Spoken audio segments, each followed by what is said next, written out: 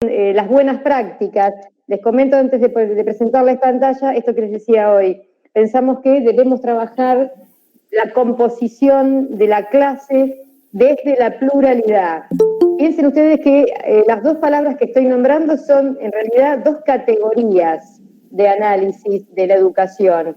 Composición de la clase es una categoría importantísima en los talleres de práctica. La clase no es copia, no es reproducción, la clase es composición. Cuando decimos que es composición, decimos producimos un contenido y diseñamos un desarrollo, pensando en alguna secuencia didáctica que consideremos que es potente según el escenario en el que estemos trabajando.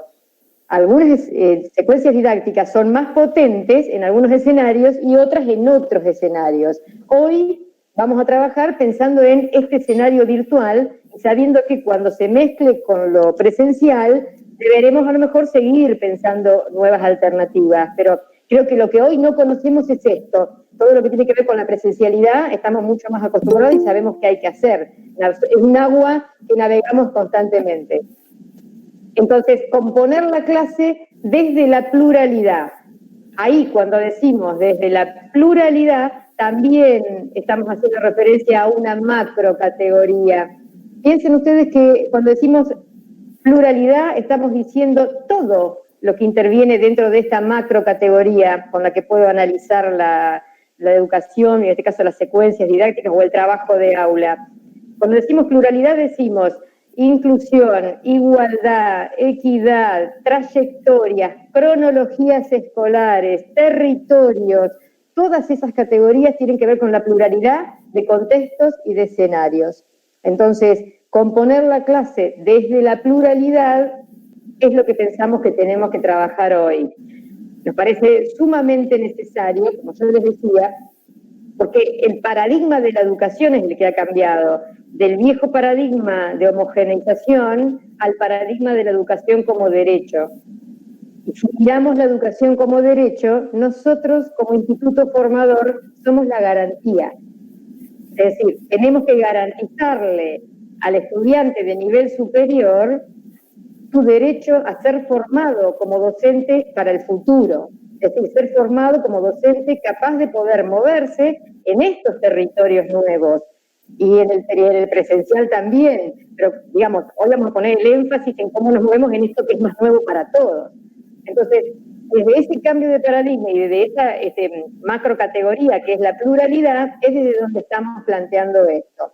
Digo esto porque hay un montón de capacitaciones que tienen que ver con los aspectos técnicos de moverse en los escenarios, que son sumamente necesarias, pero que nos hacen correr el riesgo de pensar que todo se va a resolver con la técnica. En realidad, el docente tiene que seguir encontrando su rol, porque si alcanzara en el aula virtual con colgar el contenido y poner un cuestionario, entonces nuestro rol realmente deja de tener valor. En realidad eso es retroceder casi a un enciclopedismo. La idea es que salgamos de ese riesgo y podamos pensar desde otro lugar las secuencias de trabajo en un aula virtual. Y lo que trabajamos acá, que es nuestro encuentro de autocapacitación, tiene que servir para ser replicado en los talleres de la práctica, para que se formen nuestros estudiantes en estas herramientas. Es decir, nosotros intentamos que este taller sea para replicar en las aulas de nivel superior. Por supuesto que también sirve para usarlas en cualquier otro ambiente en el que uno se desempeña como docente, pero nos interesa especialmente que nuestros estudiantes que están en proceso de talleres de formación tengan estas miradas nuevas que tienen que ver con las secuencias y con pensar y tener en claro, porque lo importante es tener la conciencia del riesgo que supone dejarse llevar por el escenario virtual, porque eso nos pone en un lugar muy técnico y arruina un poco todas las posibilidades que nos había venido dando los constructivismos, ¿sí? Desde el de Piaget hasta los de Ausubel, hasta el de Vygotsky, y los neoconstructivismos, todo lo hecho retrocede si nos quedamos de nuevo en una mirada solo tecnicista de estos aulas virtuales, que como el ambiente lo amerita, puede ser que nos pase eso. Es una digamos que intuitivamente primero vamos a ir hacia ese lugar y tendríamos que salir de ahí para evolucionar a otro tipo de secuencias didácticas. Eso vamos a tratar de ver hoy. Vamos a presentarles una pantallita.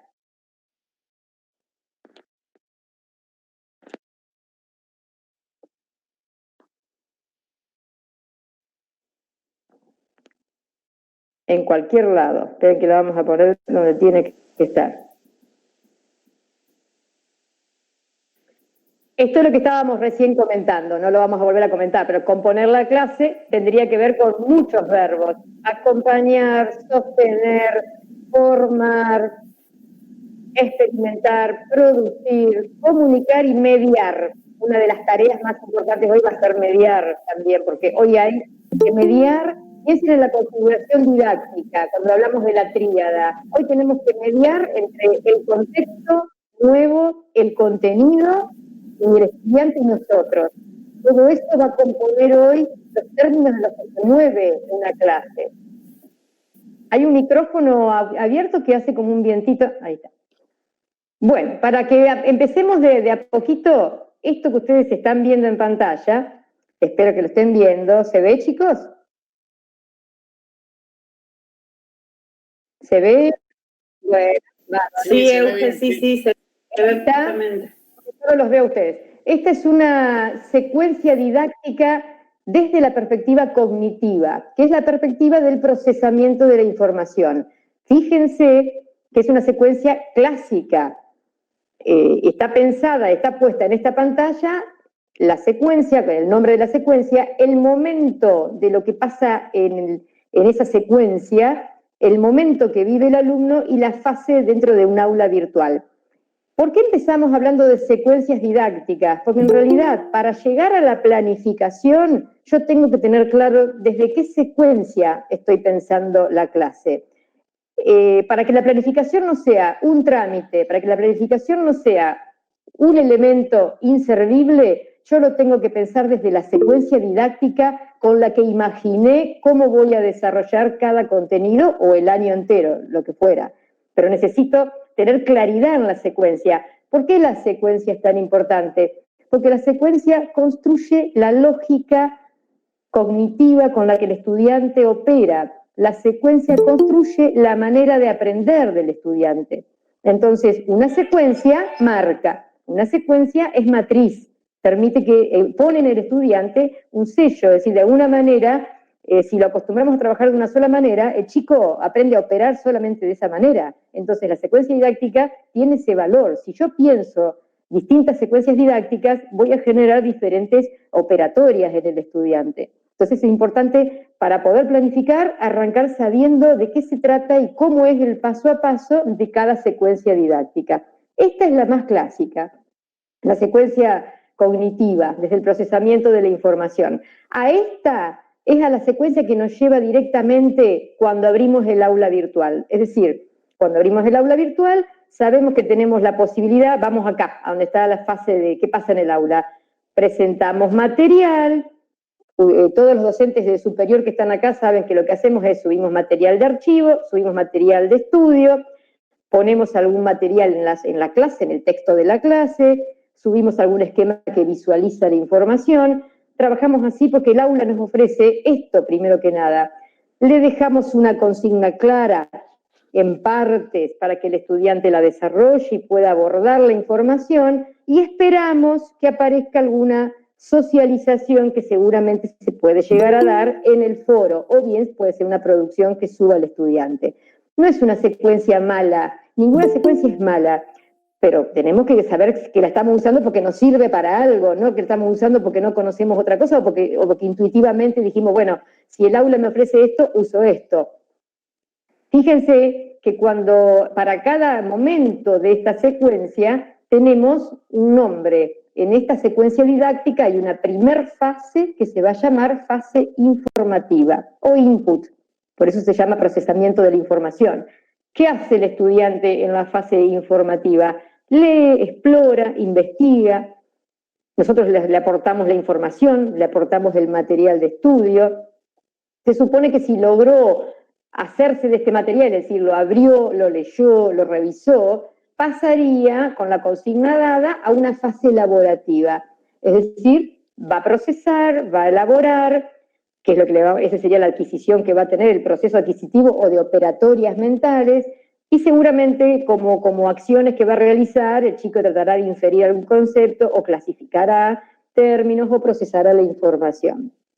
Si todo esto se hace, llegaría esta secuencia clásica a una fase reactiva, que es la fase que se conoce como output, es decir, la salida de la información. El alumno podrá discutir, podrá producir o podrá elaborar conclusiones, según lo que uno le haya pedido, y todo esto en las aulas virtuales por ahí se suele resumir en el foro, es decir, se trabaja en la clase, se carga materiales de archivo, se ofrece la consigna y el estudiante en el foro responde, produce, dice, explica, concluye. ¿La reconocen como una matriz que se está usando en las aulas virtuales?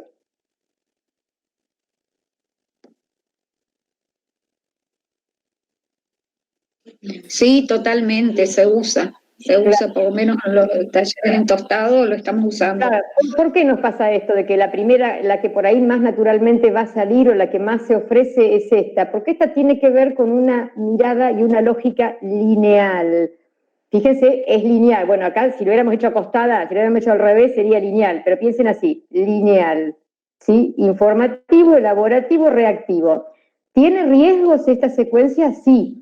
Piensen ustedes que si yo en la fase informativa, que esto es lo que está pasando en algunas, no en los talleres, sino en las materias, está pasando que la fase informativa, es decir, esto, el cargado de archivos y de material de estudio, puede llegar a ser un poco exagerado. Por ejemplo, ¿qué sería que fuera exagerado? Descargo el libro completo y lo subo al archivo.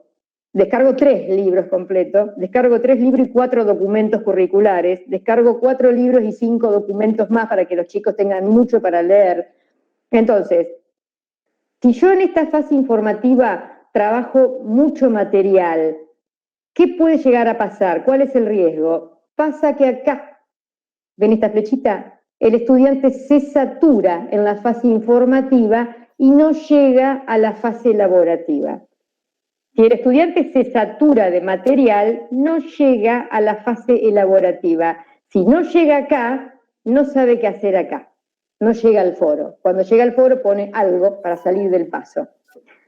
¿Me entienden cuál es el problema, el riesgo del trabajo lineal? O sea, generar en el aula virtual una matriz lineal tiene este riesgo. Lo saturo de información, no logra entonces construir material y no va a poder entonces aprovechar las posibilidades de un foro de socialización, que por ahí es el lugar del aula que más se trabaja para las producciones personales o grupales de los chicos.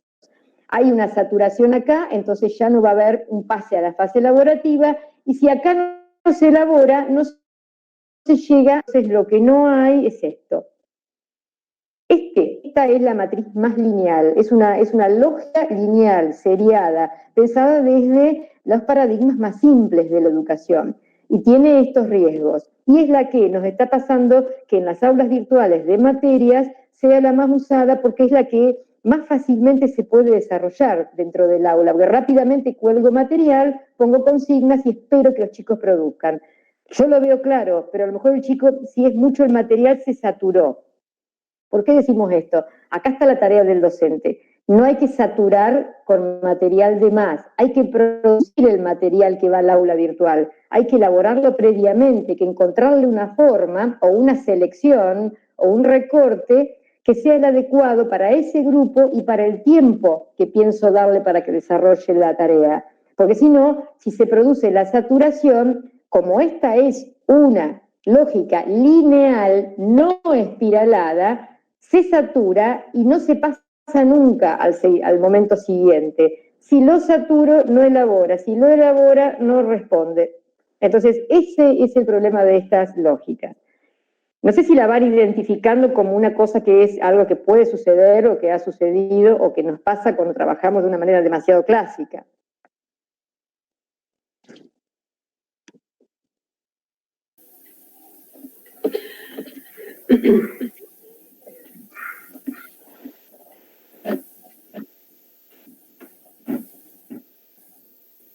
Bueno, escucho micrófonos abiertos, pero no veo si hay alguien que quiere responder.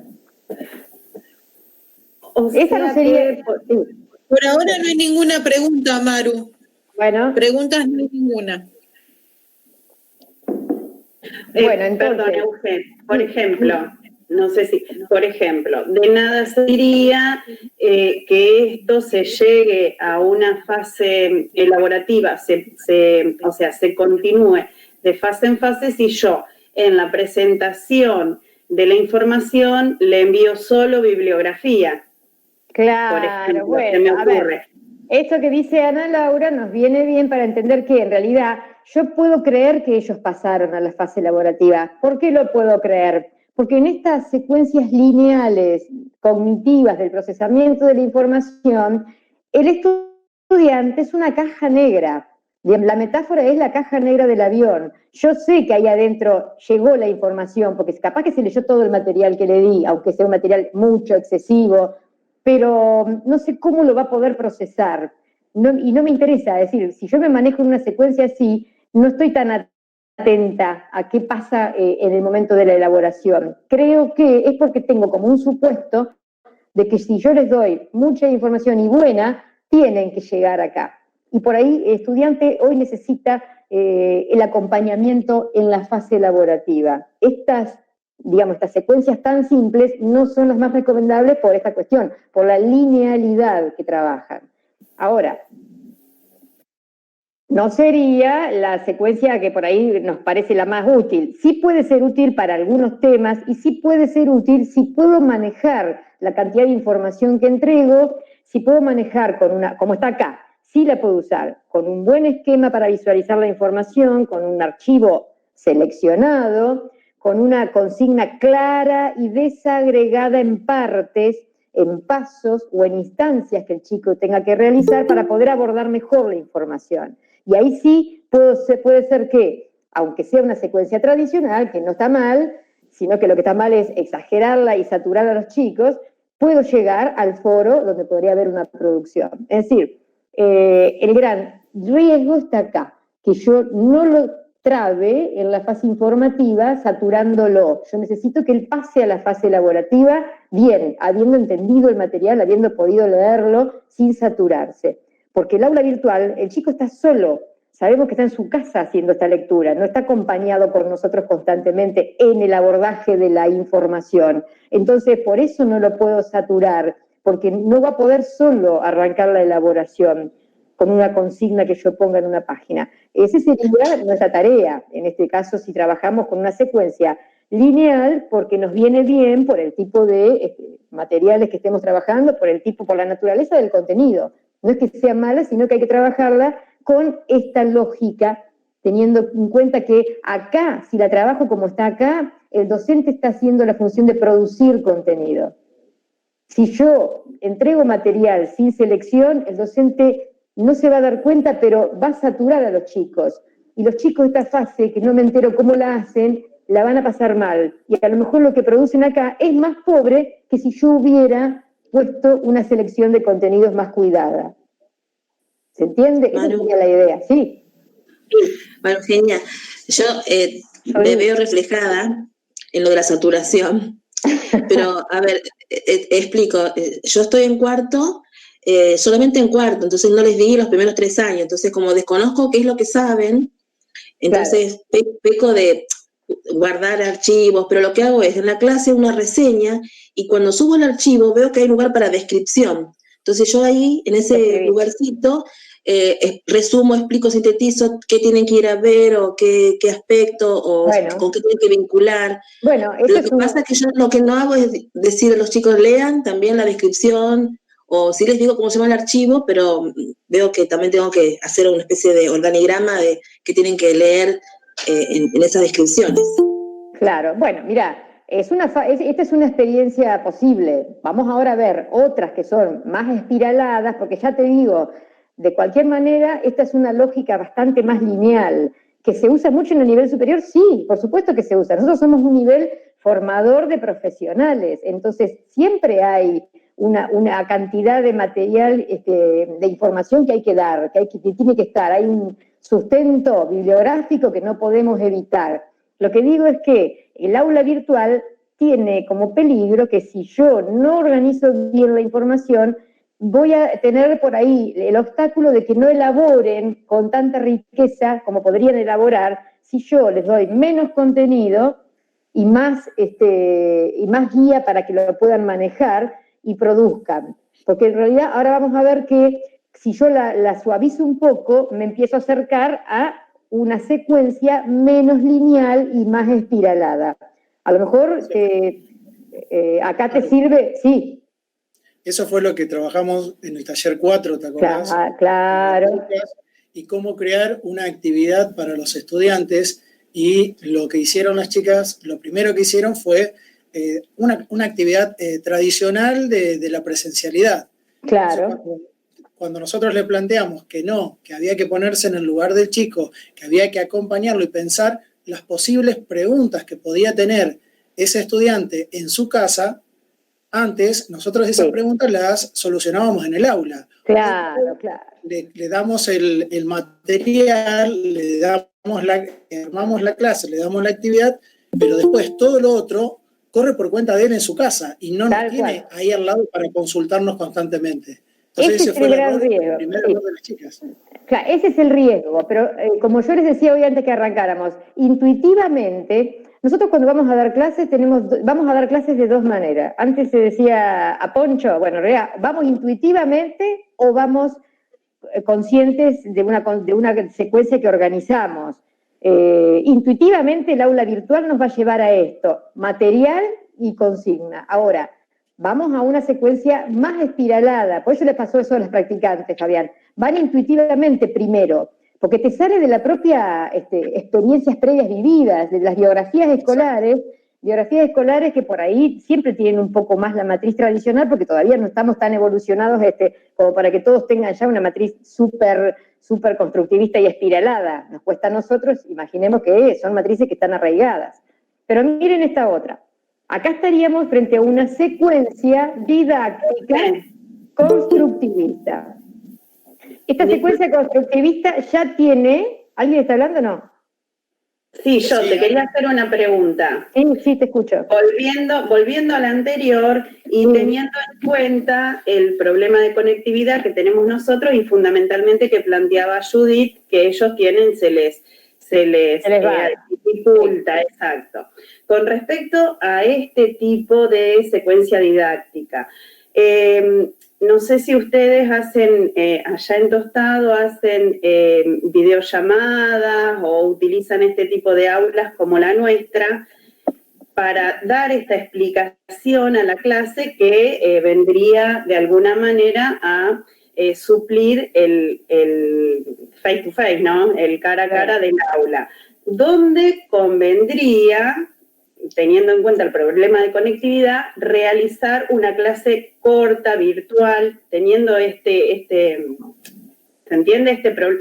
Atendiendo a este problema de conectividad, que no se haga tan extenso, una explicación cortita, mediante una clase virtual en esta secuencia. En la fase informativa le informo el material, aprovecho la fase elaborativa, acompaño el procesamiento y la elaboración, o cuando ellos hacen esta devolución, en lugar de un foro, trabajarlo en una clase virtual. ¿Se entiende la pregunta? Sí, en mi caso yo usé 2 veces en cuarto año. Estamos trabajando con literatura y ya cerrando la unidad, antes de que pasen a hacer una secuencia, a escribir ellos una planificación. Cuando ellos tenían que trabajar sobre géneros literarios, entonces necesitaba verlos, escuchar cómo hicimos un simulacro de un ejercicio, de cómo ellos explicarían, cómo se analiza una poesía o un cuento, es decir, necesitaba verlos. Entonces ellos prepararon pizarrones que en realidad eran afiches o un pizarrón.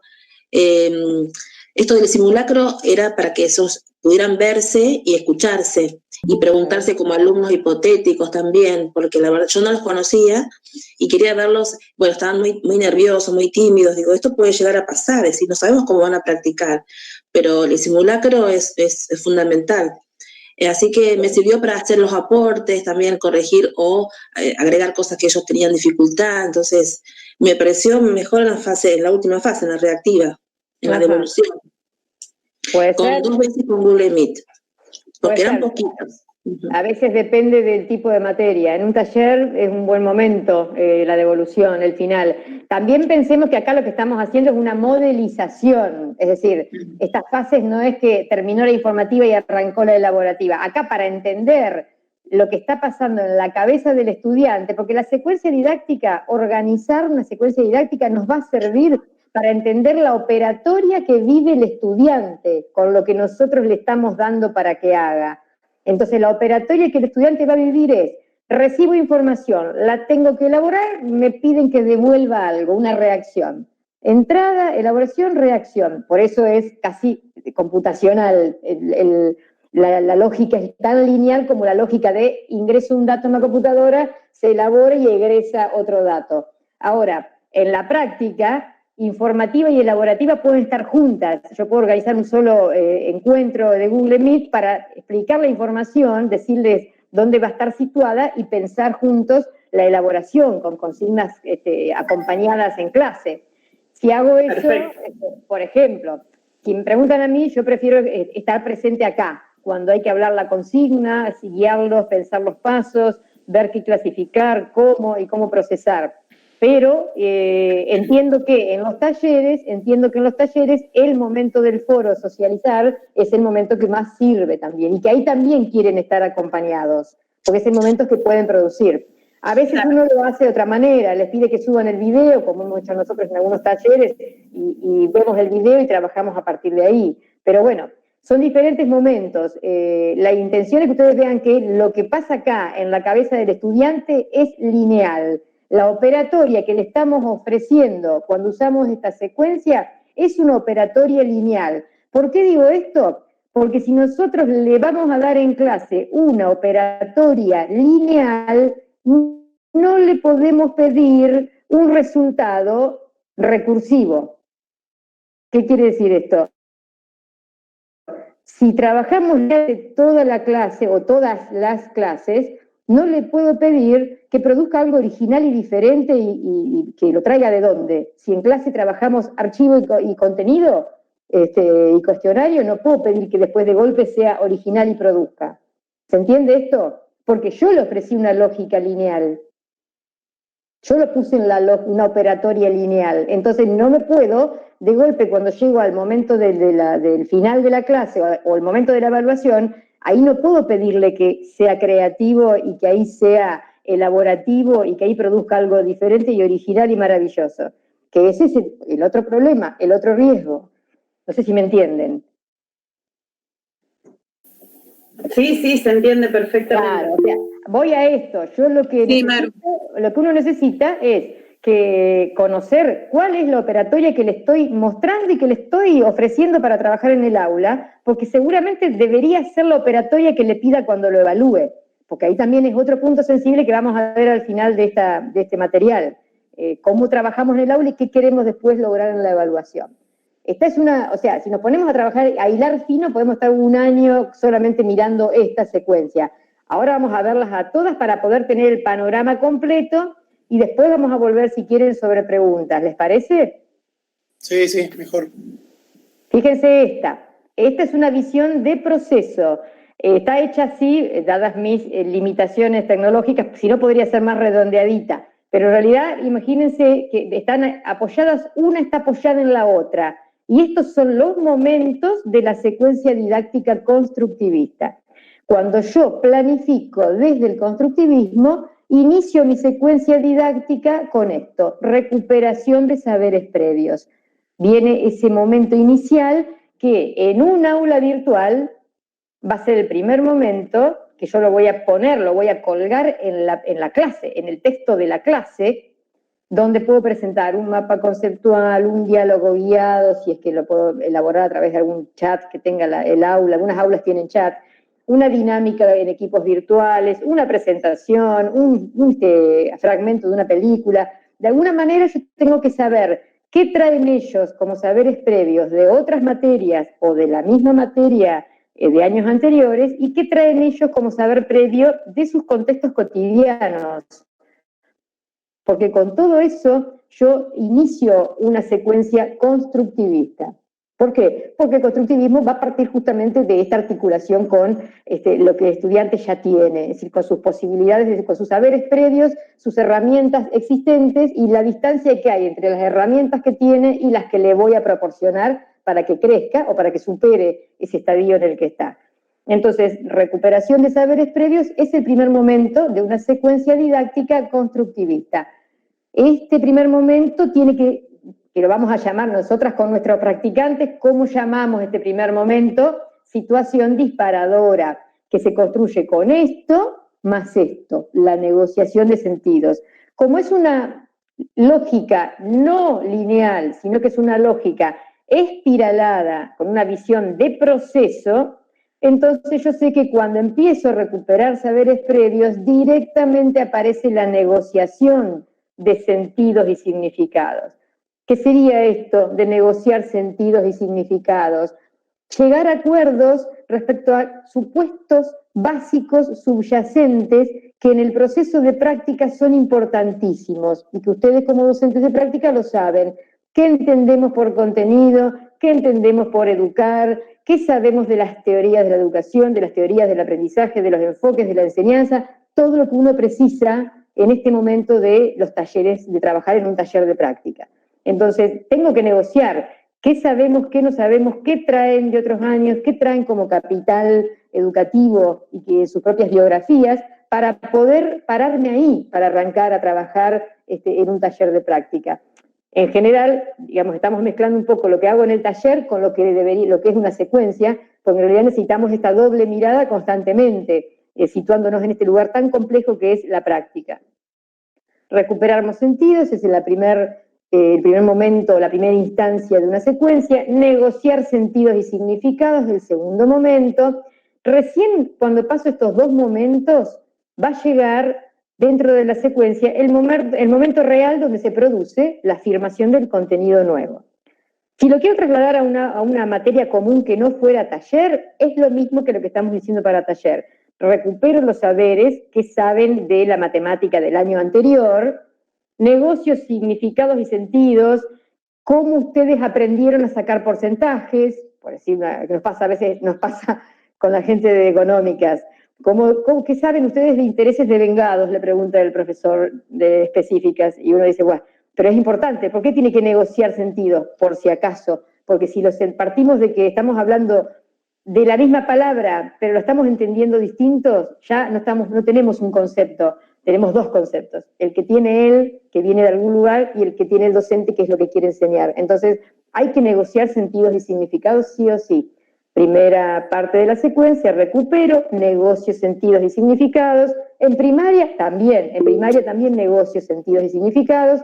Y recién después, en un tercer momento de la clase, aparece el contenido nuevo, enlazado con esto que vengo haciendo, que es una primera actividad cortita, donde se recupera y se negocia. ¿Se entiende hasta acá la secuencia? Sí, cada momento va a ser en espiral.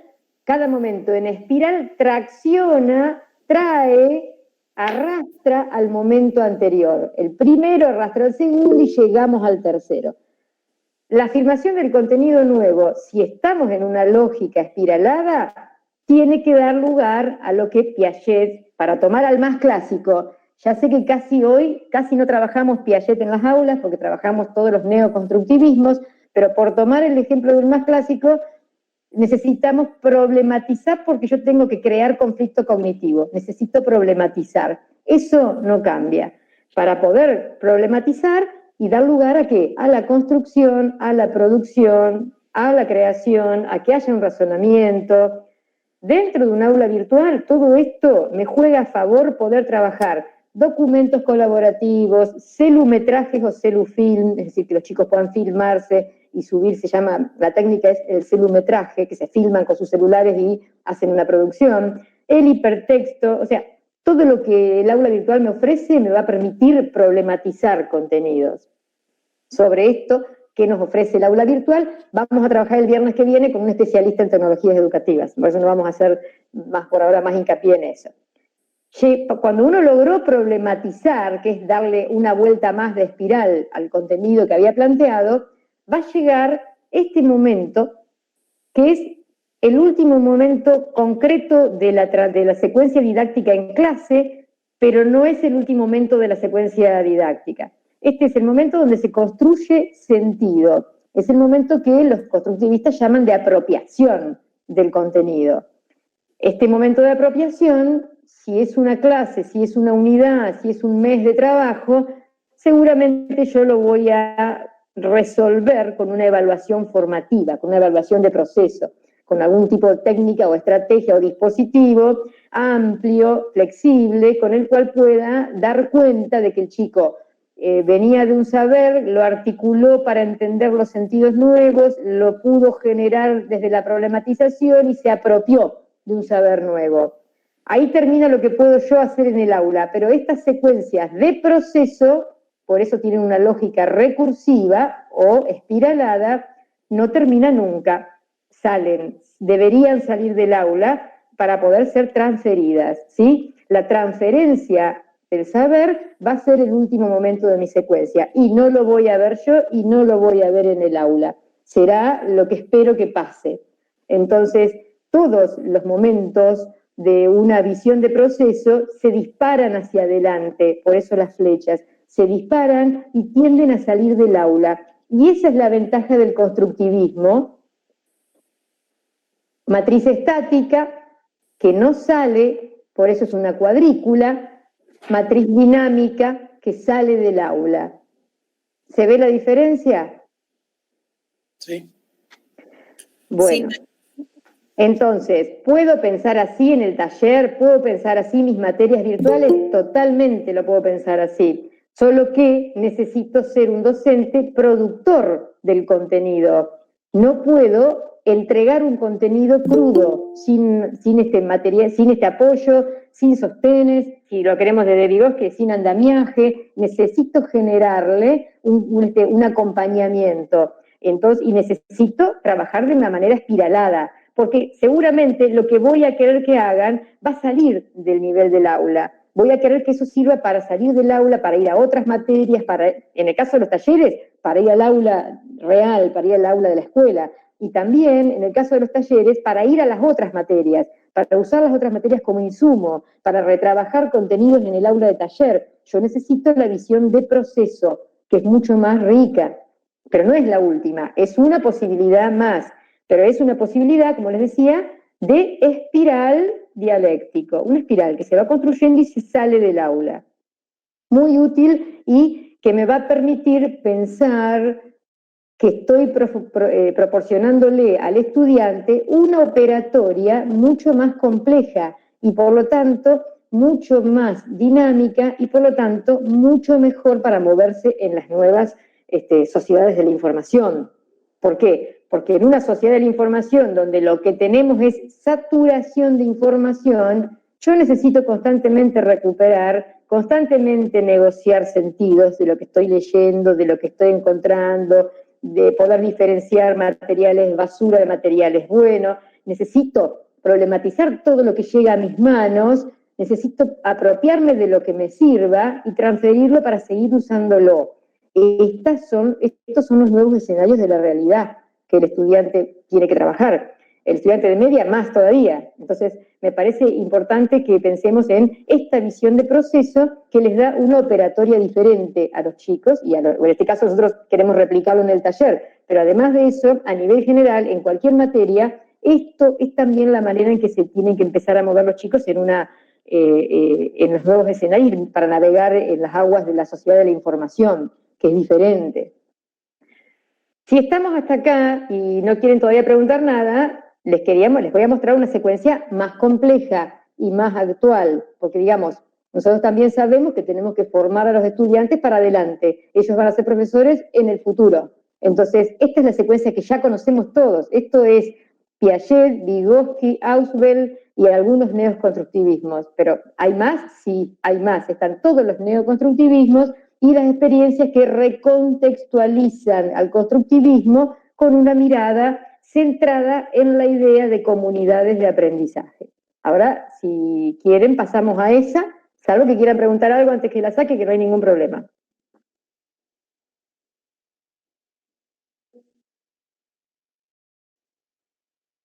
¿Seguimos? Se graba esta clase, ¿no? Sí. Clase. El material, yo les voy a pasar el enlace porque lo tengo publicado y les paso el enlace para que ustedes lo puedan disponer también libremente. En la semana se los paso. Seguimos hasta acá, entonces fíjense una secuencia un poquito más complicada, y si voy muy rápido me avisan. Como todavía no recibí ninguna crítica de Pimpi, entonces sigo tranquila, pero si no me dicen y voy más despacio. ¿Paso a la otra? Yo no dije nada, No, por eso, me mantuve callado, no dije nada. Por eso sigo. Paso a la otra. Está haciendo la excelencia.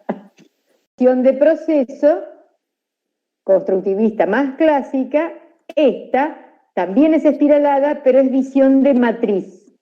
Esta es visión de matriz. Es la secuencia didáctica pensada desde la perspectiva de la enseñanza para la comprensión. La EPC, o enseñanza para la comprensión, es lo que está hoy detrás de las currículas que estamos usando, colegas. Es todo lo que tiene que ver con las comunidades de aprendizaje. Ustedes saben que Santa Fe es una de las ciudades que trabaja la idea de comunidades de aprendizaje. Habrán recibido el año pasado, el anteaño, y estos últimos años se viene trabajando mucho todas estas miradas. Las currículas hablan desde estos enfoques más actuales. Entonces, ¿cómo armo la secuencia didáctica desde esta perspectiva? Autores de esta perspectiva, que después ya les dije que les paso el material escrito, por supuesto, Martha Stone Weeks, sobre todo, pero esta enseñanza para la comprensión surge de un grupo de investigadores, en el que también estaba Eliot, que a lo mejor lo recuerdan por el desarrollo de la investigación-acción, hace muchos años. Es un grupo de investigación muy amplio y bastante ecléctico y variado, que trabaja generando esta perspectiva, que es una perspectiva que desde el constructivismo lo va a trabajar Bárbara Rogoff, que hace toda una mirada que se llama recontextualización del constructivismo, desde las comunidades de aprendizaje. Entonces, eso solamente a título informativo, porque por ahí hay gente que prefiere también tener esa información, que en este caso no nos haría falta, pero para que lo sepan.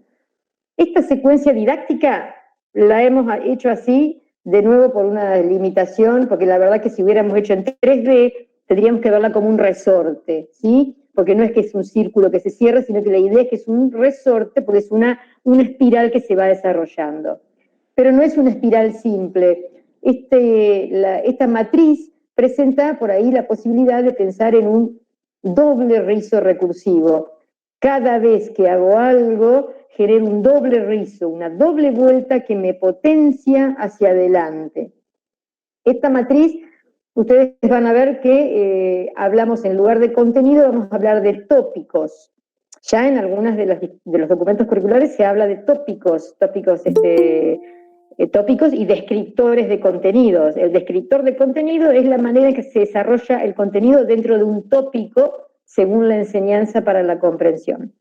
Generar un tópico de comprensión es pensar el contenido de una manera diferente, es pensar el contenido como un posible potenciador de lo que el estudiante puede hacer, es decir, un contenido que tenga capacidad para ampliarse, capacidad para conectarse con otras cosas, capacidad para ser interdisciplinario, capacidad para abrirse a propuestas, capacidad para articularse con más cosas.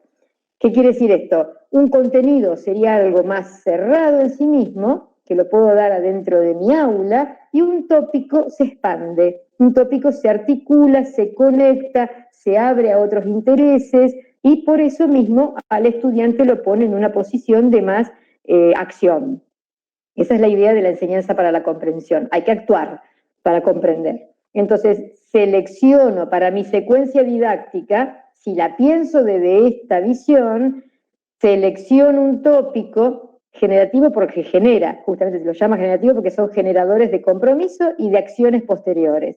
Genero el tópico y una vez que genero el tópico, sé que al generarlo de manera expansiva voy a llegar al segundo momento de la secuencia, que es la instancia de problematización. Problematización igual que en la otra secuencia que vimos, porque no deja de ser constructivismo. ¿Qué sería problematizar? De nuevo, pensar la situación que dispare la incentivación, buscar lo que Piaget va a llamar el factor desequilibrante para el conflicto cognitivo. Eso no se pierde, eso se va como reelaborando en las diferentes y nuevas visiones. ¿Cómo hago la problematización? Puedo plantear un desafío, puedo plantear una pregunta, puedo plantear un problema, según el área en la que me esté moviendo. Y si son talleres de práctica, ¿qué hacen las chicas? Bueno, Si son de matemática, verán problemas que sean realmente problemas de matemática para plantearlos como contenidos. Si son de otras áreas, plantearán el contenido en formas de preguntas potentes. Si son de otras áreas, plantearán su material como forma de desafío. Cualquier manera de problematizar solo se va a diferenciar por la manera en que genero el desequilibrio, ¿sí? Yo incentivo generando desequilibrio. ¿Para qué tengo que generar desequilibrio? Para hacerlo saltar de acá al desarrollo del tópico, ¿sí? A ver si esta es más compleja, entonces la vamos a volver a explicar. Selecciono un contenido, ese descriptor de contenido que saqué de la currícula, yo tengo que convertirlo en un tópico, logrando que sea un contenido activo, un contenido que se expanda, que tenga dinamismo, que se conecte con algo o que sea interdisciplinario. Hoy, en las aulas, los ministerios nos están pidiendo que trabajemos de manera interdisciplinaria. Para trabajar de forma interdisciplinaria, yo no me puedo quedar en mi contenido de materia. Yo tengo que generar un tópico. El tópico es abierto y conecta con otras y articula con otras áreas. Entonces, esa es también hoy la visión que se nos está pidiendo, porque estas visiones apuntan a la comprensión y suavizan las fronteras entre las materias. Si generé María un tópico, Eugenia, sí. Yo soy profesora de ciencias naturales y justamente esta es como la secuenciación más adecuada en mi área, de acuerdo a los nuevos enfoques de trabajo del área de las ciencias naturales, Sí. que apunta al modelo interdisciplinar, al trabajo de enseñanza por investigación, a las preguntas potentes, como habla Fuhrman. Bueno, bajo esta mirada nosotros estamos trabajando el área, digamos. Perfecto. Cuesta muchísimo que el alumno pueda hacer el clic ese, digamos, para pensar preguntas problematizadoras, pero bueno, es esta la modalidad que deberíamos abordar el área en las aulas. El alumno de nivel superior, ¿te referís? Sí. Ah, sí, está bien. Claro, es decir, ustedes piensen que al estudiante que está en taller 3 o 4, le estamos pidiendo que empiece a manejarse en una lógica que a lo mejor no es la lógica con la que él le están dando la carrera. O sea, ¿cuál es nuestro principal problema? Esto es lo que tendríamos que hacer en los talleres. Los chicos tienen que aprender a hacer esto para aplicarlo en el secundario, por ejemplo, ¿sí? O en la primaria. Ahora, nosotros, docentes de terciario, ¿pensamos esta secuencia para ellos, para todas las materias? Sí, ahí está el punto que yo pensaba, ¿por qué les cuesta tanto? Porque no es operatoria, lo dijimos al principio. Cada vez que ofrecemos una secuencia didáctica, ofrecemos una operatoria de pensamiento. ¿Qué operatoria de pensamiento le estamos ofreciendo al estudiante de nivel terciario y universitario? Yo trabajo en la universidad y la situación es exactamente la misma. ¿Qué le estamos ofreciendo? ¿Dinámicas espiraladas o líneas simples? ¿Cuáles son las lógicas que prevalecen en el nivel terciario y en el universitario? Posiblemente hoy nos encontremos en la mitad, o sea, tengamos un 50 y un 50, ¿sí? Pero ese es el problema. El chico tiene que pensar en una lógica que no es su lógica natural por ahí de estudio en este momento, en todas las materias. Ese es el primer planteo que hacen los estudiantes en los talleres. Bueno. Sobre todo cuando entran al taller 3, que es el primer acercamiento a la práctica que tienen, y hacen ese planteo. Cuando uno les dice pensar desde un disparador, pensar un tópico, pensar esto, a ver qué pregunta disparadora, lo primero que hacen es asustarse, como decía recién ahí, que la cara de susto que tienen los estudiantes, y además decir, pero a mí nunca no lo hice de esta forma. Claro, o sea, claro, por eso sigo considerando importantísimo que nosotros nos comprometamos en esto, en decir, bueno, si hay diferentes operatorias, ¿cuál le tengo que ofrecer al estudiante de nivel superior? La más nueva, porque aparte la más compleja, porque el mundo tiene esta complejidad hoy. El mundo simple, lineal, de hace 100 años ya no existe. El mundo de la modernidad ya está totalmente fracturado. Estamos en una instancia compleja, en paradigmas súper complejos. no hace falta que lo diga porque por eso estamos acá hoy, porque justamente así estamos. Pero pensemos entonces que hay que hacer el esfuerzo nosotros de empezar a pensar desde esta lógica que, ¿cuál es por qué nos cuesta tanto? Porque nos pone en situación de riesgo a los docentes. Nos arriesgamos a que cuando el tópico se dispare para cuando el estudiante de superior quiera, nosotros nos sintamos que no sabemos qué hacer, porque tenemos que reformular nuestro rol, que ya no va a ser el rol del docente que sabe todo, sino que hoy, esto lo decíamos en el primer encuentro, la metáfora es la horizontalización del saber. Horizontalizar el saber significa que el estudiante posiblemente, por no decir seguramente, sabe más que yo. A lo mejor no sabe las teorías del aprendizaje que yo aprendí, pero sabe cómo aplicarlas, sabe cómo moverse en el ambiente virtual, sabe cómo diferenciar lo que sirve de lo que no sirve, y eso es totalmente valioso. Entonces, ¿cómo me ubico en este tópico? Y tengo que saber que se dispara de cualquier manera, y esa es la idea. ¿Por qué? Porque si se dispara como el estudiante quiere, él mismo logra incentivarse y encuentra el desafío y la pregunta y llega acá, que es donde nosotros tenemos que estar atentos. ¿Qué es esto? El tercer momento de esta secuencia didáctica, que se desarrolle el potencial generativo del tópico. Yo docente, mi tarea es seleccionar un buen tópico y propongo un buen disparador y a ver acá qué pasa. Y acá es donde el aula virtual nos puede servir y mucho, porque tiene esto, que espero que ustedes lo estén viendo bien, después yo se lo voy a pasar igual en el material. Tiene esto, el aula virtual cuenta con ventajas diferenciales respecto al aula presencial. ¿Qué serán las ventajas diferenciales? Todo lo que me permite la experiencia digital. Compartir pantallas, abrir varias ventanas, trabajar lo audiovisual, la imagen, la elaboración de imágenes, lo artístico, lo estético, lo musical, integrar todos estos saberes. Eso me lo da el aula virtual porque yo puedo abrir 10 pantallas y armar una producción súper distinta a lo que puedo hacer en un aula con lápiz y papel. Entonces, la ventaja diferencial es lo que me marca poder usar bien esta secuencia. Y acá está de nuevo el docente, acá generando el tópico y acá desarrollando potencial generativo y aceptando que su rol no es saber todo, sino por ahí asombrarse junto con los chicos de todo lo que se puede hacer hoy. Por ahí.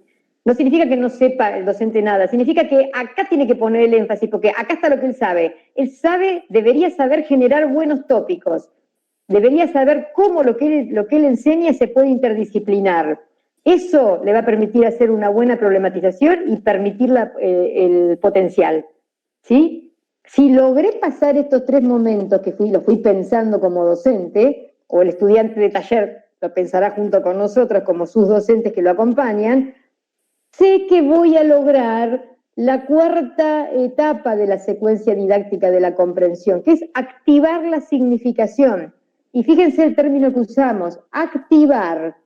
Lo único que nosotros no le damos nada al estudiante, no le pusimos un sentido en la cabeza, no le metemos un material, no le depositamos un saber, le activamos sus procesos de significación. ¿Qué sería esto? Docente y estudiante van a buscar juntos reelaborar el tópico. ¿Qué sería reelaborar el tópico? O sea, reelaborar esto, ¿qué sería? Dispararlo para adelante, por eso es un doble rizo recursivo. Vuelvo a lo mismo y lo disparo, vuelvo y lo disparo. No tengo pizarrón, tendría que tener otra pantalla con pizarrón para mostrarles que el doble rizo es el espiral dialéctico con otro rulo más adentro. Doble rizo significa aprendo y aprendo a aprender, aprendo y aprendo a aprender. Ese doble rizo es el potencial que tiene la enseñanza para la comprensión. Entonces, llegado acá, el chico podrá transferir, simular, generar realidad aumentada, todo lo que le ofrece la pantalla, todo lo que le ofrece el aula virtual. Digo esto porque entonces, esta es una secuencia dinámica. La que vimos anterior es una secuencia de proceso muy buena y que la tenemos que naturalizar completamente en el nivel superior, completamente, debería ser la que más se utiliza, y esta es la secuencia más tradicional y la más estática. Todas tienen un valor agregado, todas pueden servir para algo. Lo importante es que el docente sepa para qué la está usando. Importante es que el docente no la use porque sí, instintivamente, o porque no conoce otras, o porque es lo mismo. El docente tiene que usarla sabiendo que genera una operatoria en el estudiante cada vez que usa una secuencia. ¿Se entiende hasta acá? Sí, sí. Esta que es un poco más compleja, las va a dejar pensando. No importa, la idea es que esto no es solamente para que ustedes piensen, bueno, para pensar desde acá, sé que cada cosa que hago tiene que traccionar a la que sigue y ponerlos a pensar en la que sigue y generar potencial.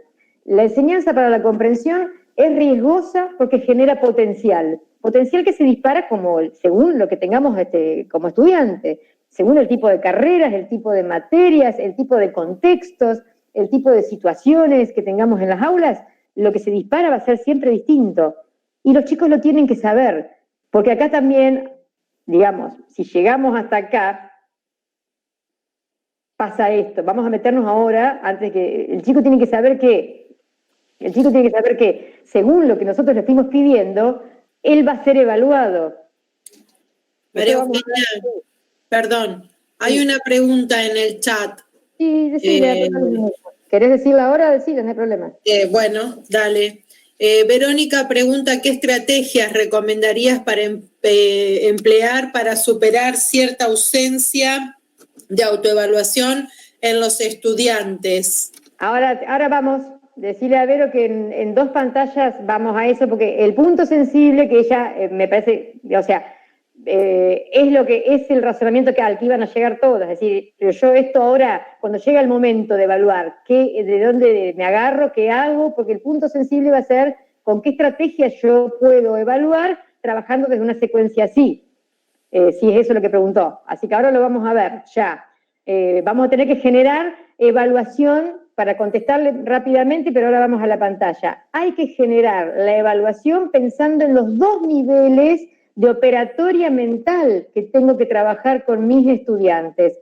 Yo tengo que trabajar operatorias cognitivas, porque sé que hay un contenido que tengo que desarrollar, y operatorias metacognitivas, que son las que me permiten hacer este recorrido y tomar conciencia del recorrido.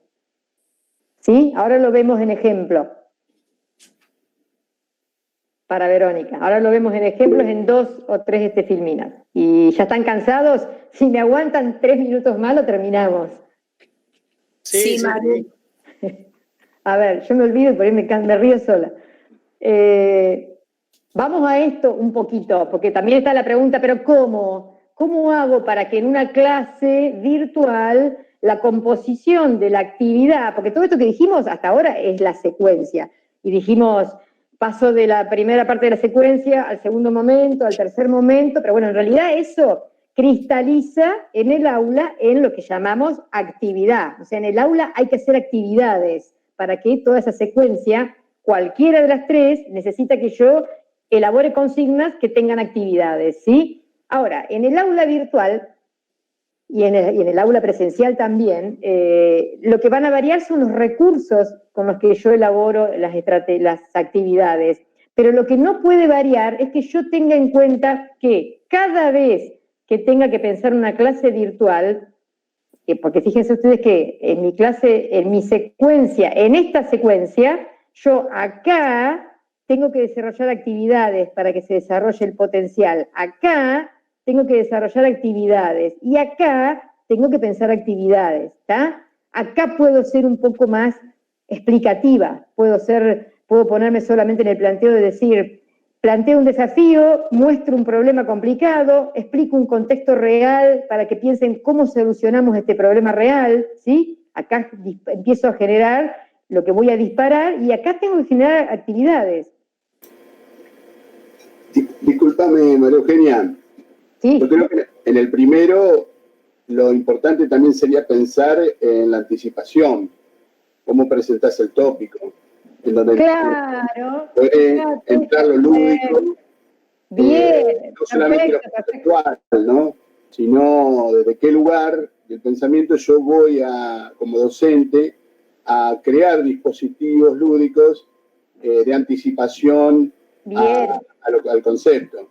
Claro, perfectamente. Esta secuencia no elimina esta, porque son secuencias de la perspectiva constructivista. Siempre me voy a tener que parar en la recuperación de saberes y en la negociación, y que inclusive en esta negociación de sentidos se ponen en juego todos los saberes, es decir, desde todo lo que podemos pensar y según el área en la que trabajemos.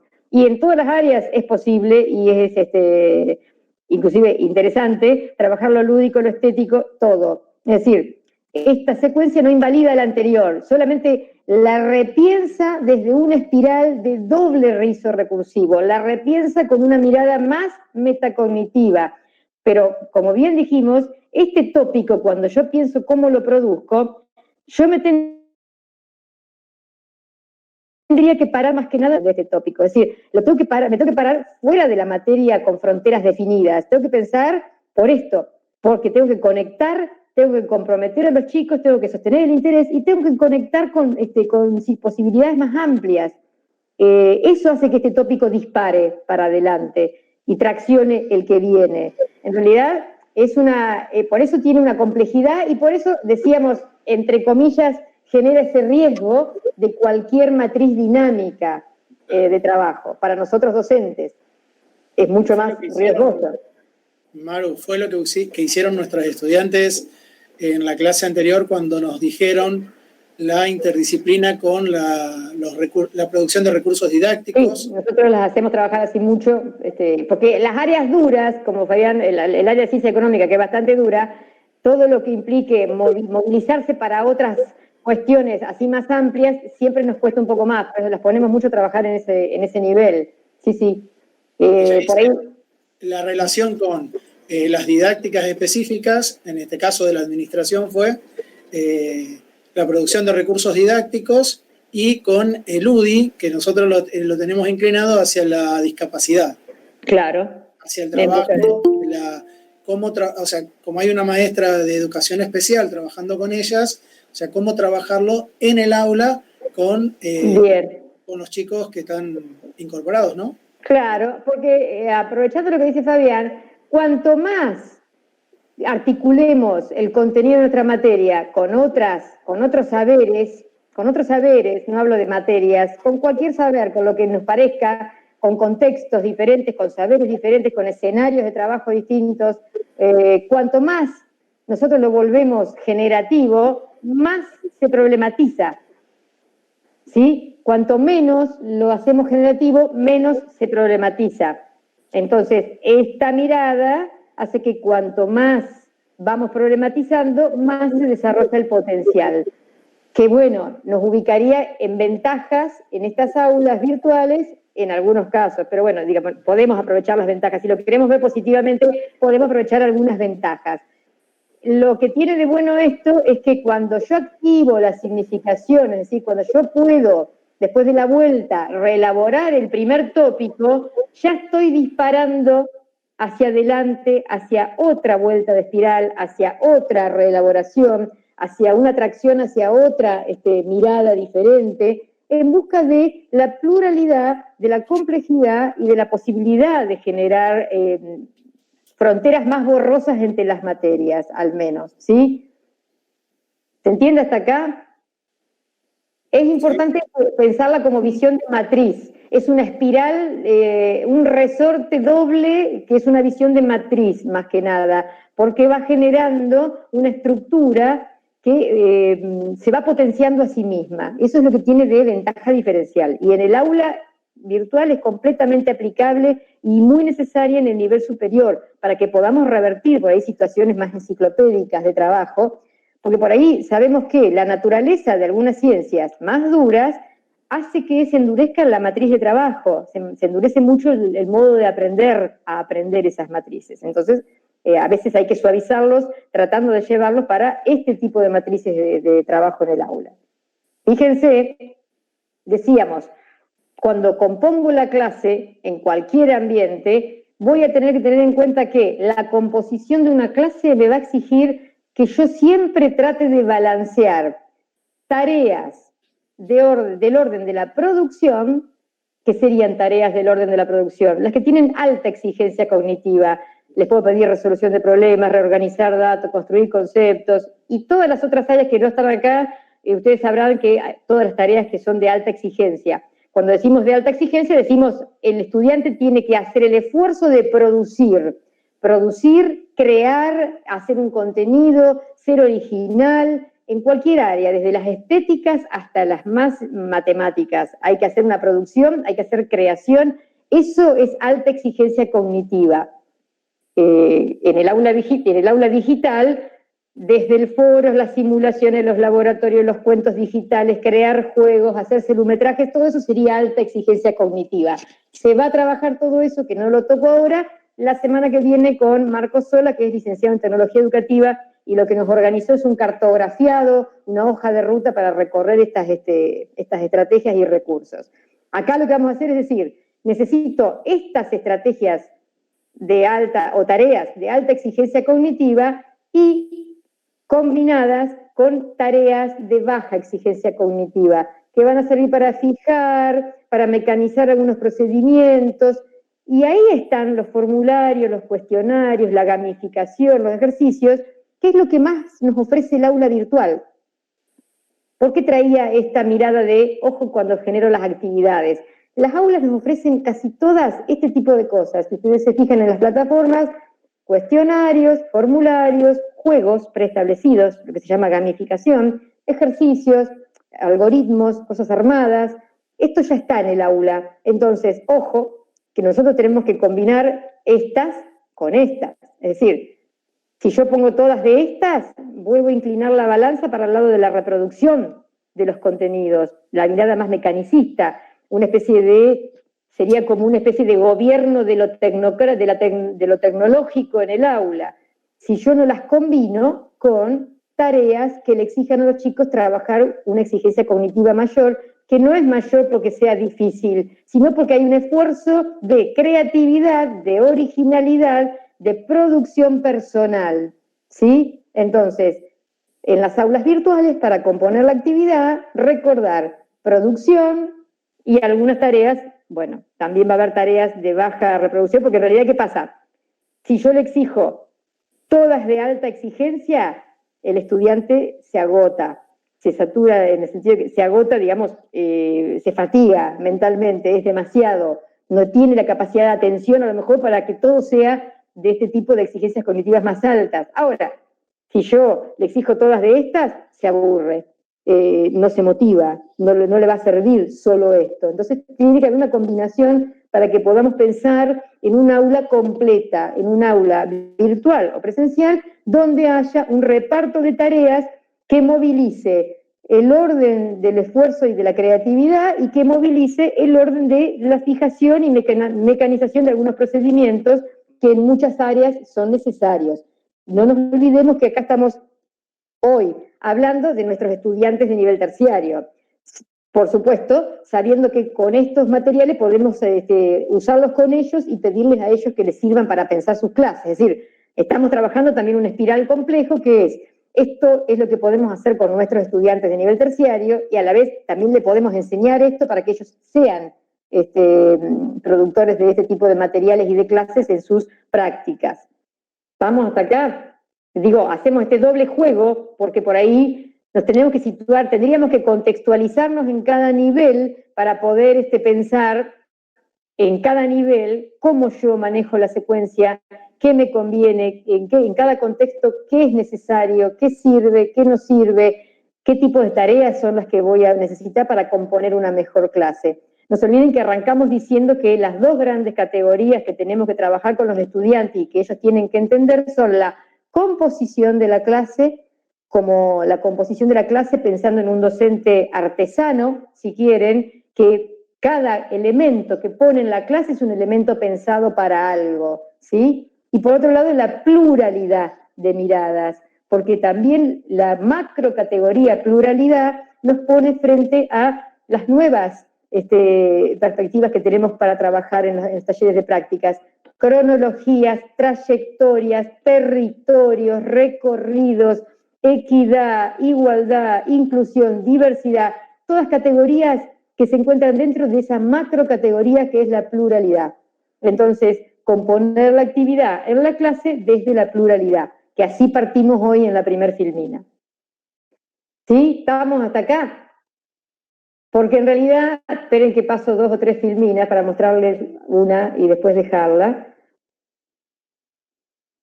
En realidad, nos encontramos con que cada nivel tiene una complejidad tan importante que para este nivel, por ejemplo, vamos a dejarle directamente armado, vamos a trabajar directamente en un conversatorio en 15 días, porque a nivel inicial no vamos a hablar de secuencias didácticas, vamos a hablar de previsiones didácticas, porque en realidad hoy, en este contexto que tenemos que transitar, sabemos que tenemos que planificar propuestas para que se desarrollen en la casa, para que el contexto familiar, que va a ser la escena principal de nuestras previsiones didácticas hoy a la distancia, y entonces sabemos que ahí sí vamos a tener que movernos en estas previsiones, por ejemplo, organizar un repertorio lúdico, contemplar las situaciones, los contextos de las subjetividades, saber que cada actividad se va a construir en el mismo desarrollo de la actividad. Acá no hablamos de secuencia, que es un poquito más duro, hablamos de una previsión,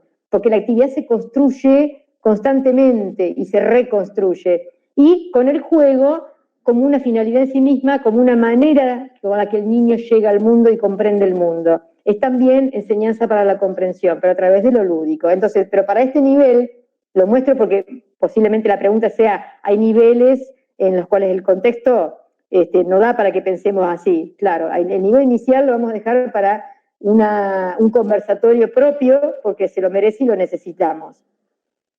¿Estamos hasta acá? Sí, María Eugenia, no te quiero cortar, no te quiero apurar, pero te aviso, son las 17:50. Claro, y porque fuimos haciendo las preguntas, no hacemos preguntas porque fuimos haciendo. Bueno, ya vamos cerrando. Vamos solamente a esto que es punto sensible, lo pasamos rápido y en todo caso lo podemos volver en el último encuentro o lo podemos seguir por correos electrónicos. Lo retomamos después, si querés. Lo retomamos por correos electrónicos. Solamente esto. En los escenarios virtuales hablamos de evaluación formativa. Cuando decimos formativa, decimos seguimiento y acompañamiento. ¿Por qué? Pero formativa es un poquito más profundo. Solo esto. Porque en realidad no solo nos va a hacer falta el feedback, que sería la retroalimentación, sino que necesitamos esto que es la expectativa de éxito, lo que va a pasar después. Debo evaluar pensando en una expectativa que tengo que generar en el estudiante, en las aulas virtuales, porque no es la evaluación tradicional, no puede ser. Hay una secuencia psicológica distinta en el proceso de evaluación virtual, que la paso rápida. Hay una preevaluación. No puedo largarle al chico un proceso de evaluación si primero no hice una actividad para reconocer el nuevo entorno, para entender cómo se trabajan las consignas, qué elementos, qué acuerdos de tiempo vamos a tener, qué ajustes, y esto tiene que estar compartido con el estudiante. Preevaluación, evaluación con consignas claras y sobre todo con qué desempeños se esperan del estudiante y postevaluación, ¿sí? Potenciando el proceso vivido para la evaluación, para futuros aprendizajes del estudiante. Esto ya lo habíamos dicho, nada más.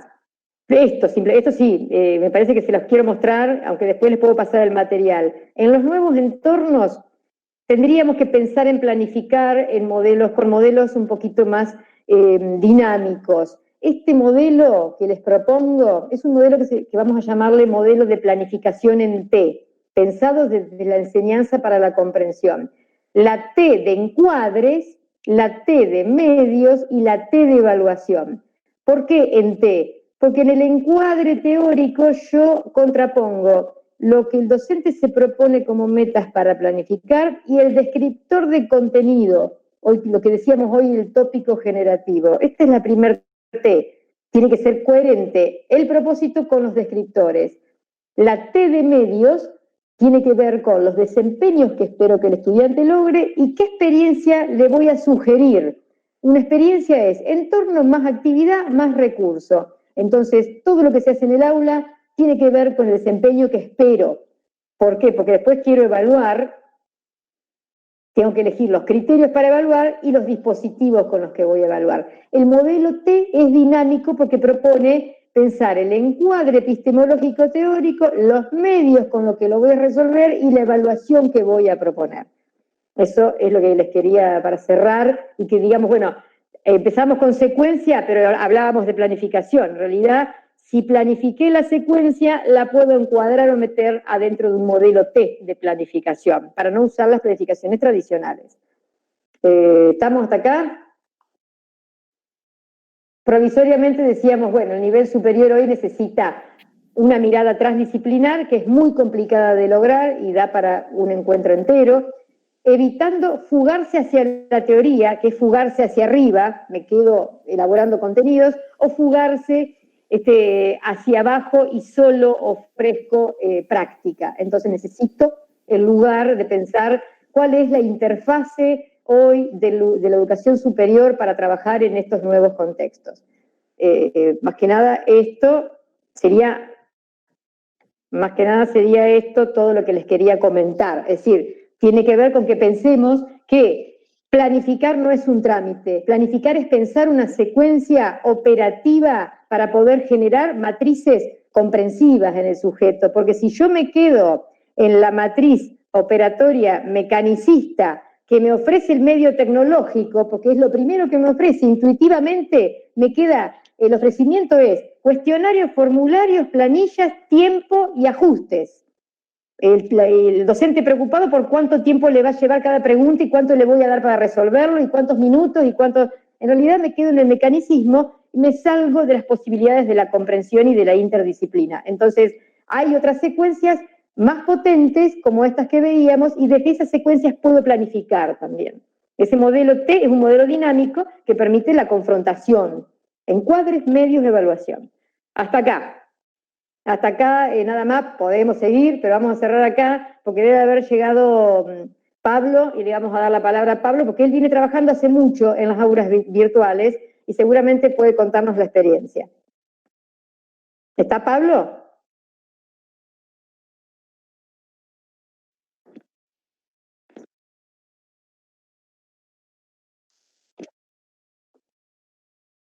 Hola, ¿no me escuchan? Pablo, sí, te escuchamos. Sí, no, ya estaba hace un rato que estaba escuchándote, María Eugenia. Perdón. Lo que No, me parece bárbaro. Me hicieron preguntas entre medio, ahora lo hacemos. Es más, me ha sacado algunas dudas, así que, digamos, porque como vos decías, yo vengo trabajando hace mucho tiempo, pero de manera autodidacta, digamos, de alguna forma. Claro. Las formaciones y las especializaciones vinieron después. Claro. Pero cuando arrancamos la cuestión, que era lo que vos me propusiste que cuente, contá. tenía que ver, digamos, en otro contexto, digamos, o sea, yo le quería contar esta experiencia, charlando con María Eugenia, ella me proponía que cuente mi experiencia, y a mí me parecía que lo más valioso de mi experiencia tenía que ver cómo esto empezó, digamos, a usarse para recuperar las trayectorias de algunos estudiantes en algunas carreras. Ajá. Concretamente, digamos, y estamos hablando de... Hoy le preguntaba a Fabián Maffei esto, porque yo ya me había olvidado de los momentos y de los tiempos, ¿no? Es decir, inclusive habíamos arrancado a trabajar de esta manera cuando la plataforma de Conectar Igualdad, la de Educatina, no existía, la había creado Fabián, la había creado, digamos, las primeras aulas, no sé si se acuerdan los más viejitos como yo, allá por el año 2007, 2008, cuando Fabián empieza en el instituto a generar lo que él llamó la cultura digital. Esto es, empezó con lo administrativo, pero después lentamente se fue extendiendo, digamos, a las aulas, a las cátedras. Arrancamos con una plataforma que es muy parecida a la que hoy tenemos, pero que la había diseñado Fabián, digamos. Después vino el Infod licenciando, digamos, con Conectar Igualdad, allá por el 2010. Pero, digamos, antes habíamos arrancado con eso. Y a mí me sirvió, digamos, esto es lo que yo quiero transmitir, porque ¿para qué sirve a veces esto, no? Y más allá de todas las precisiones, de las especialistas como María Eugenia en cuanto a la potencia que tiene esto, ¿para qué sirvió? A mí, ¿para qué me sirvió? yo trabajaba y yo vengo de la historia, pero sin embargo esto lo empecé a aplicar en una carrera diferente, digamos, que era profesor de economía. ¿No? En una materia que teníamos, yo no me acuerdo si eran 2 o 3 alumnos que no eran de Villa Constitución y no podían viajar, no podían venir. Entonces, digamos, en un plan anterior al profesorado actual, que ofrecía 3 carreras en una y era una tarea casi titánica, por no decir imposible, de que los estudiantes pudieran, digamos, llevarlas adelante de manera paralela, generalmente los profesores se quedaban sin gente. Y como mi materia estaba en el 3er año, ya para esa altura no quedaba nadie. Entonces, digamos, se dio esta circunstancia y habíamos empezado. Yo me había entusiasmado rápidamente con la propuesta de Fabián porque, digamos, siempre me interesó este tipo de cosas.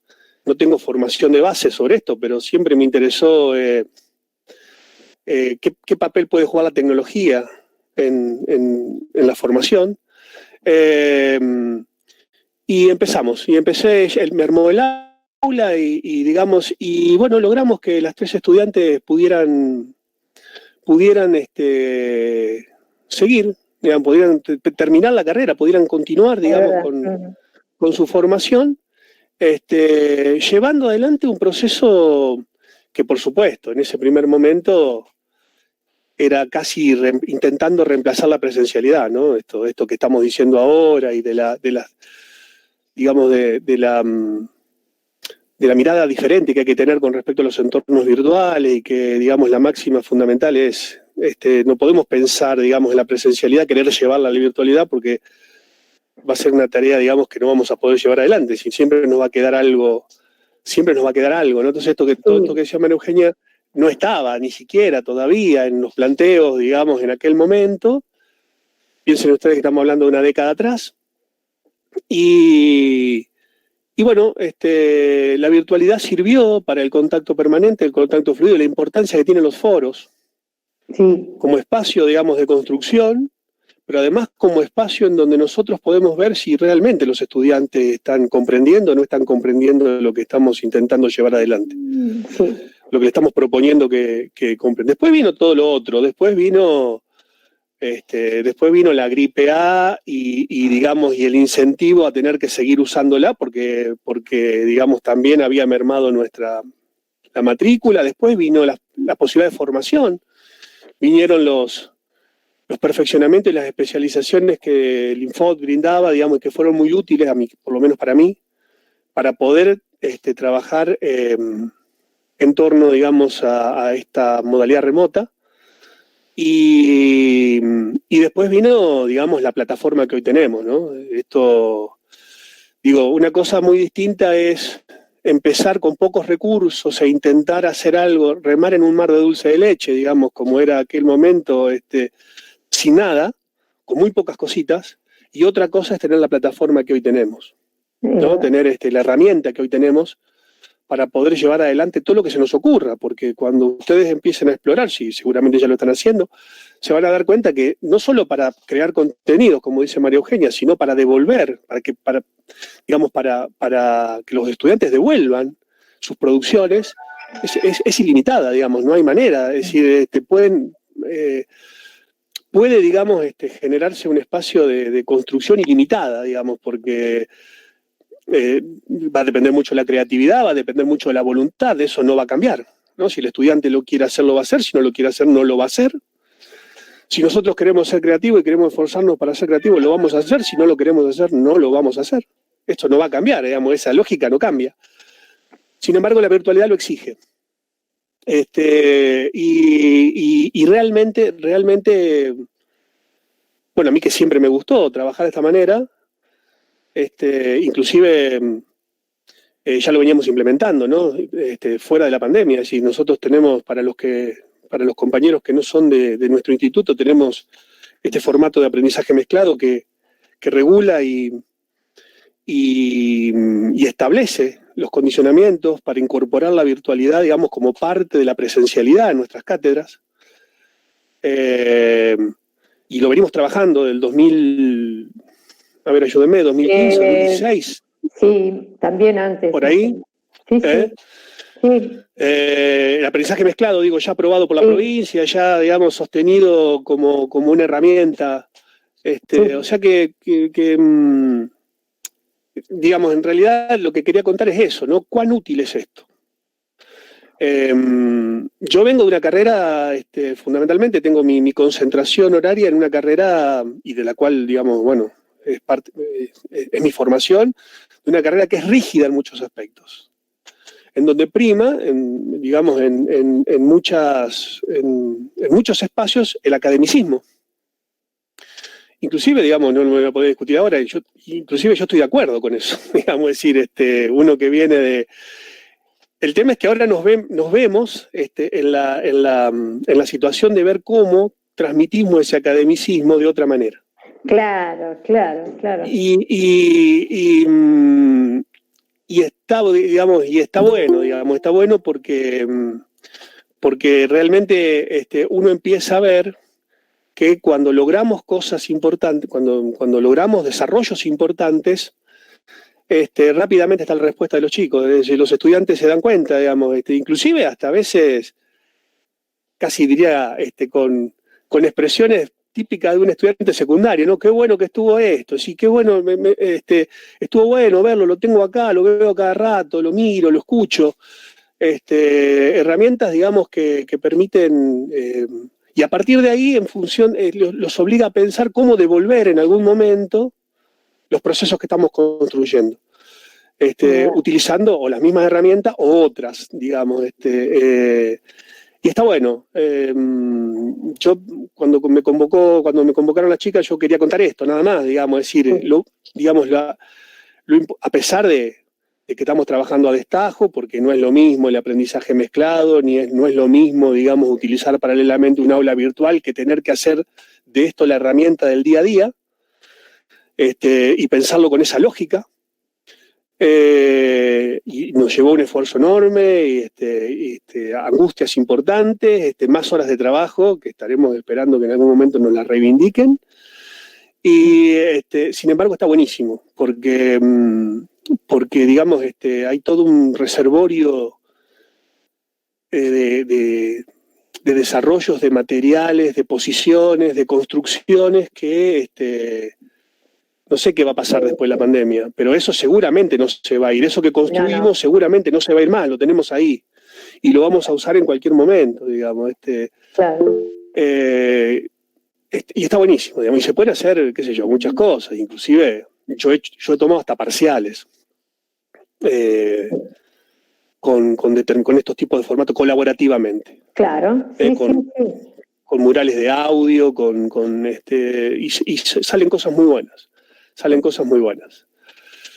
No sé, bueno, esto es lo que... nosotros queríamos... Pablo lo convocamos porque empezamos a convocar a los colegas que hace mucho que están trabajando o que son referentes, y para la semana, dentro de 2 o 3 semanas la última semana va a estar Fernando, que también es referente de un área, y bueno, que acá estoy viendo en la pantalla, y otra gente que acá no sé si la veo, Ángeles Montenegro, Marisa Serri, de diferentes áreas.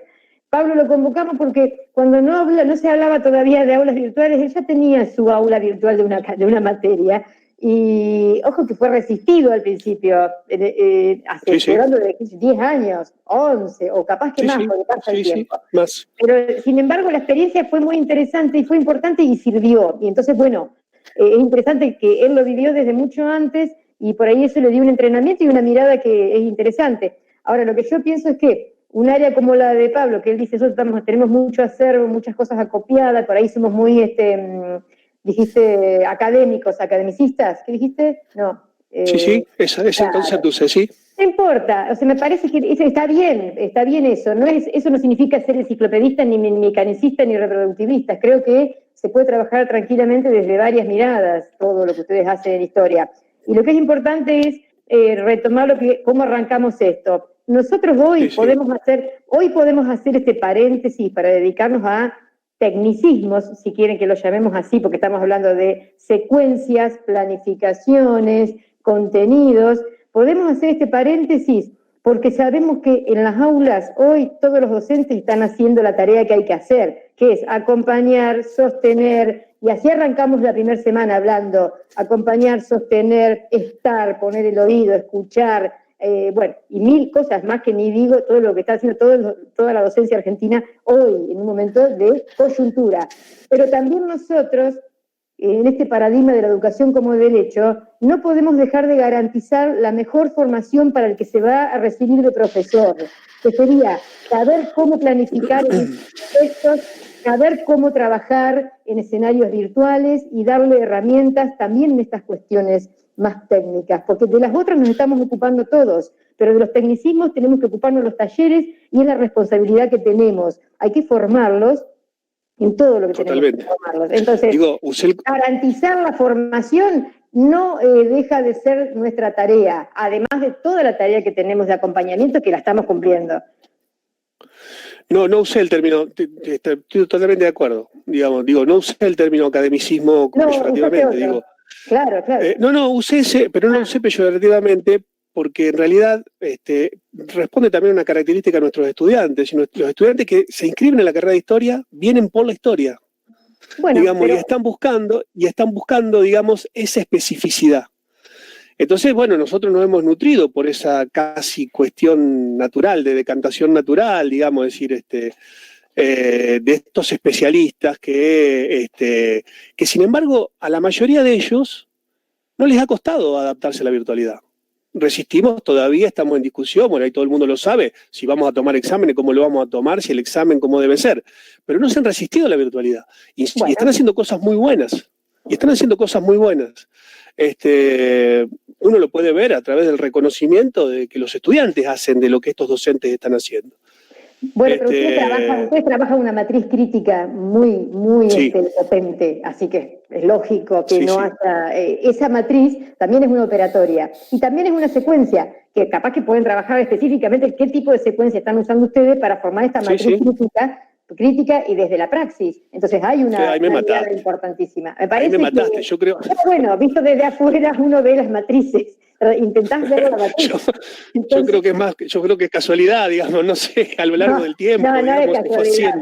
El año pasado me hicieron presentar 3 talleres, ¿te acordás? El año pasado que me pasé todo el con ustedes. Y bueno, no es una casualidad, es una matriz, que me parece importantísimo que existe, que esté y que se forme así. Bueno, pero bueno, la naturaleza de cada ciencia se tiende a veces a diferentes matrices. En algunos casos nosotros tratamos de que se tienda más la matriz comprensiva porque hay ciencias más duras que sin querer se van para el lado de la técnica o de un tecnicismo muy puntilloso, pero bueno, es la matriz de formación. Bueno. Está bien. Gracias, Pablo. Bueno, por nada.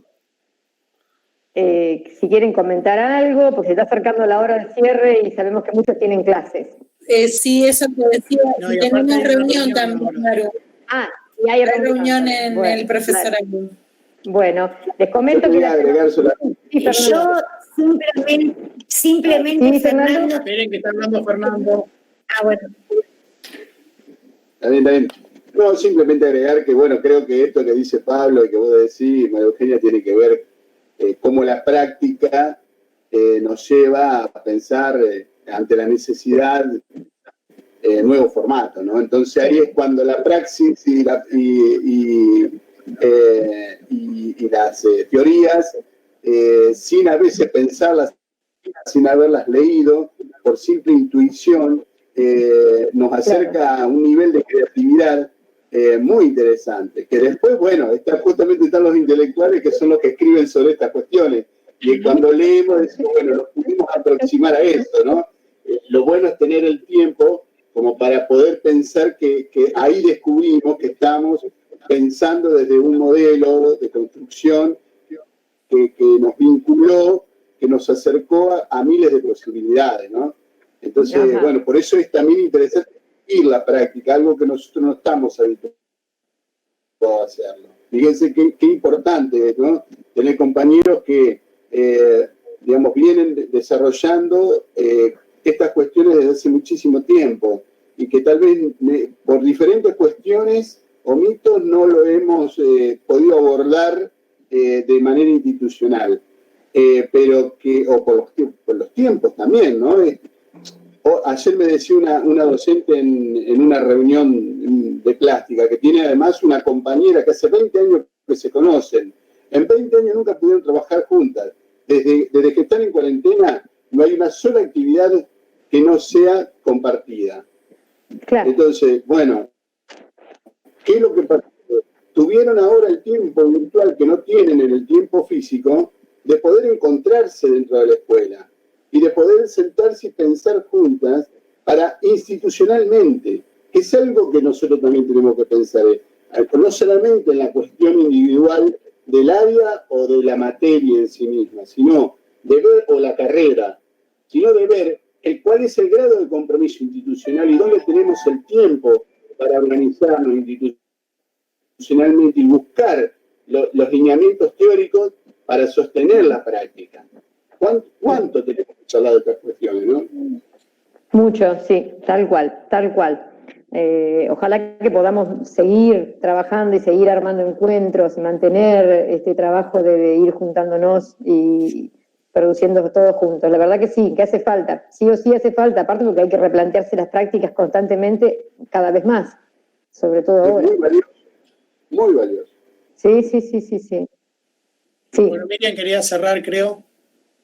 Sí, Miriam. La otra ronda. No, sí. Bueno, gracias chicos. Sí, te he seguido atentamente, María Eugenia. Bueno, me parece que fue un encuentro sumamente fructífero para cada uno de nosotros. Y bueno, poder cerrar entendiendo esto que vos planteabas en este primer encuentro y que hoy retomaste, esto de la buena enseñanza, que seguramente una buena enseñanza tiene efectos sustantivos, no solo por los contenidos, sino también por la forma en que lo realizamos y la manera en que lo llevamos a cabo. Es decir, que forma y contenido, digamos, son dos caras de la práctica sumamente importantes, digamos, a tener en cuenta y que van formando la trama que necesitamos justamente para este trabajo que decía también Fernando. De manera tal que este contexto justamente nos remite a lo que dice por ahí Davini, a prácticas singulares, en donde nos tenemos que ir reinventando. Y me parece sumamente valioso generar estos espacios de reflexión para superar esta mirada tecnicista o mediada por la tecnología que en un momento nos atrapa y tenemos que pegar ese salto cualitativo. Así que de mi parte, muchísimas gracias. Gracias a vos puntualmente, gracias a todo el equipo que está coordinando junto a vos. Y bueno, y gracias a todos los asistentes porque de eso se trata, establecer, digamos, una trama, enriquecernos y escucharnos y salir de estos encuentros fortalecidos para poder replicar justamente cada uno de nosotros nuestras aulas. Así que bueno, muchas gracias y hasta el próximo viernes. Gracias a todos por participar. Gracias Miriam, gracias chicos, gracias a todos. Gracias a todos, gracias María Eugenia, un placer. Bueno, gracias Judith. Las esperamos. Gracias, a las chicas de Tostado las esperamos. Bueno, gracias por lo de chicas. Somos las chicas. De la misma generación. Un beso. Un beso, chao.